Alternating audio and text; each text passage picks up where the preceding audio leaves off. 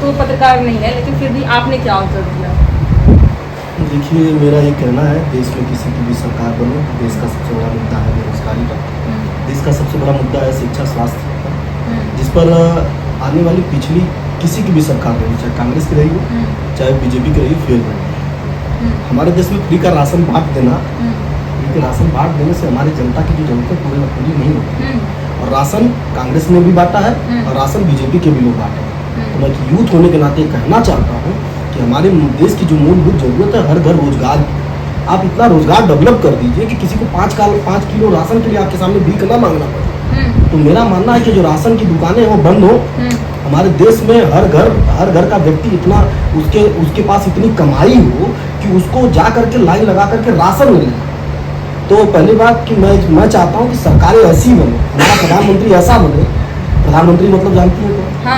हमारे परिवार का मुखिया हाँ। तो हमारे परिवार के मुखिया को इतना पता होना चाहिए कि उसके देश की जो जनता है, उसके देश की जनता को जो जरूरत है रोजगार की जरूरत है।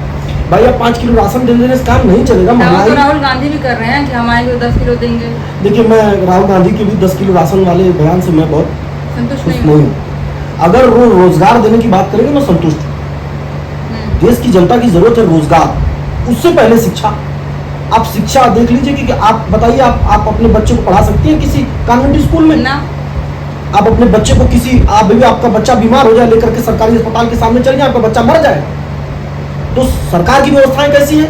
मूलभूत जमीनी जो समस्याएं बहुत ज्यादा है, उसको समझने की जरूरत है कि सरकारी अस्पताल, सरकारी स्कूल, इन व्यवस्थाओं को सही करने की जरूरत है, जिससे कि हमारे समाज में, हमारे लोकतंत्र में, आप अमेरिका में देख लीजिए शिक्षा फ्री है।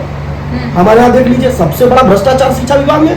कौन ऐसा मंत्री, चाहे कांग्रेस का मंत्री हो, चाहे बीजेपी का मंत्री हो, चाहे वो आरजेडी का, चाहे किसी भी दल का मंत्री नेता हो, उसका पहला व्यवसाय स्कूलों का है, उसका पहला व्यवसाय अस्पतालों का।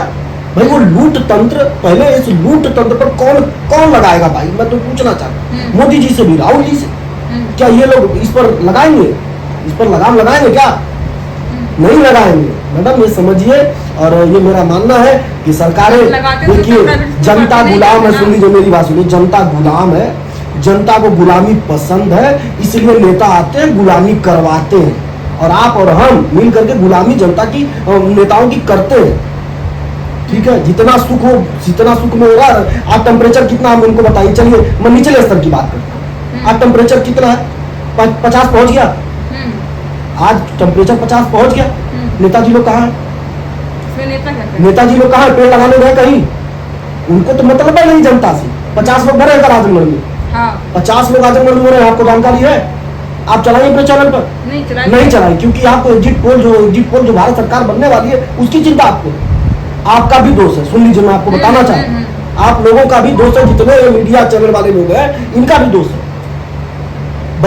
गुजरात में 42 बच्चे मर गए। मैं न्यूज चैनल देख रहा था, गुजरात में 42 बच्चे मर गए, उस पर मीडिया चैनल ने थोड़ा सा दिखाया। दिल्ली में 4 बच्चे मर गए, उसका पूरा दिन रात चलाने लगे। आप गर्मी इतनी प्रचंड चल रही है, इस गर्मी पे बचाव के लिए क्या कर रहे हैं? क्या कर रहे हैं? लूट। आपके आजमगढ़ में 57 लाख की, क्षमा चाहता हूँ, 57 लाख या समथिंग पेड़ लगा हुआ है, ग्रीन बुक में नाम दर्ज हो गया। आप मुझे बताइए कि आजमगढ़ में 57 लाख पेड़ लगा रहता तो आज पेड़ दिखता कि नहीं दिखता? तो मेन जो हमारी जो जरूरतें हैं, हमारी जो समस्या है। तीसरी बात सुन लीजिए, टोल टैक्स, फर्जी का टोल टैक्स लिया जा रहा। बोला आपने कहीं देखा? आप लोगों को पत्रकारिता भी ऐसी करनी चाहिए जिससे कि जनता की समस्या को लोगों के सामने दिखे, लोगों को बताएं, आप सरकार को बताएं, शासन को बताएं।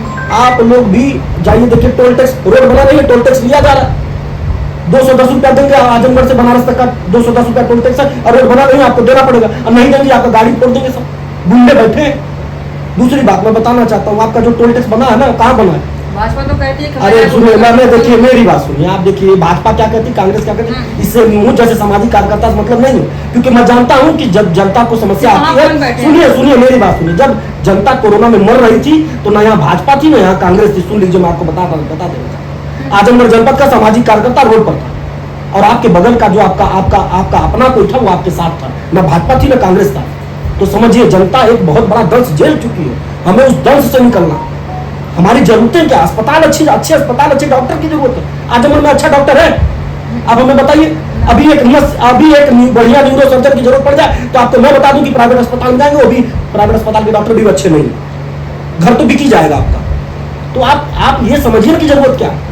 हमारी जरूरत अच्छे डॉक्टर की है, हमारी जरूरत अच्छे शिक्षक की है, हमारी जरूरत अच्छी शिक्षा की है, हमारी जरूरत अच्छी व्यवस्था की है, हमारी जरूरत भ्रष्टाचार। भैया भ्रष्टाचार तो और बढ़ गया, भ्रष्टाचार पर लगाम की बात करते हैं।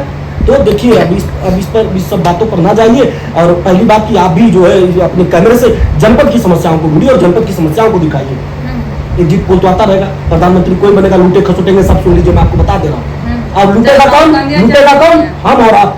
सुन लीजिए, लूटेंगे हम और आप, किसी की भी सरकार बनेगी। टैक्स आपसे भी लिया जाएगा, हमसे भी लिया जाएगा। अब उतना लिया जाएगा जितना नहीं देना पड़ता। तेल का दाम कितना हो गया पता है? कितना हो? 98।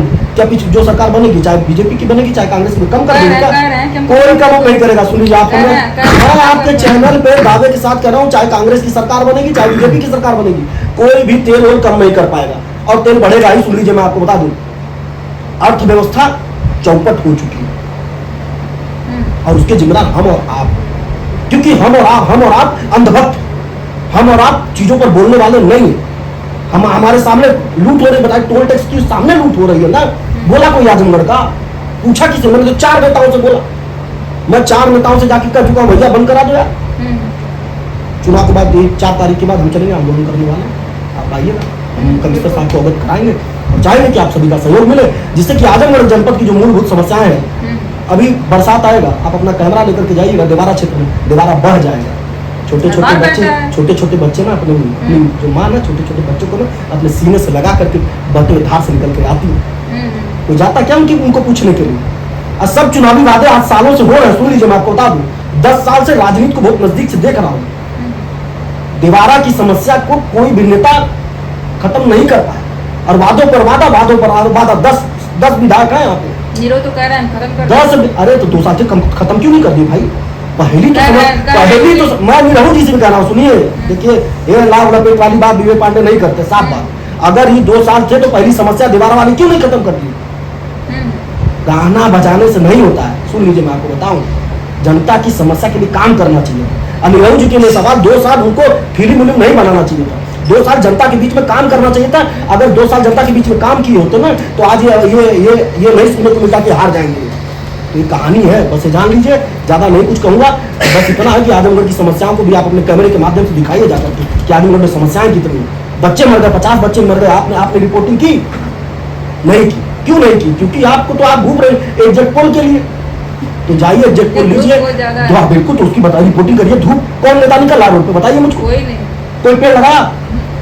तो बस उसकी बात करिए, आप जाकर के जनता की बात करिए। अब मैं चाहूंगा आपका मीडिया, आपका जो चैनल है वो जाएगा जनता की बात करे, अन्य नेताओं से सवाल करेगा जितने सवाल मैंने आपसे किया पूछेंगे ना। चलिए, बहुत बहुत धन्यवाद सर, आपसे भी बातें करें।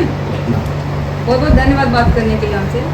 तो यहाँ पे हमने बातें करी है कि आज 7वें चरण का चुनाव जो समाप्त हुआ है, क्या लग रहा है, किसकी लहर दिख रही है, और भैया की बातें सुनकर के आपको क्या कहना है, आप लोग कमेंट में बताइएगा जरूर। यहाँ पे जितने भी सारे लोग पत्रकार से बातें करी, सबकी बातें आपको कैसी लगी आप लोग कमेंट में बताइएगा। अभी के लिए इतना ही।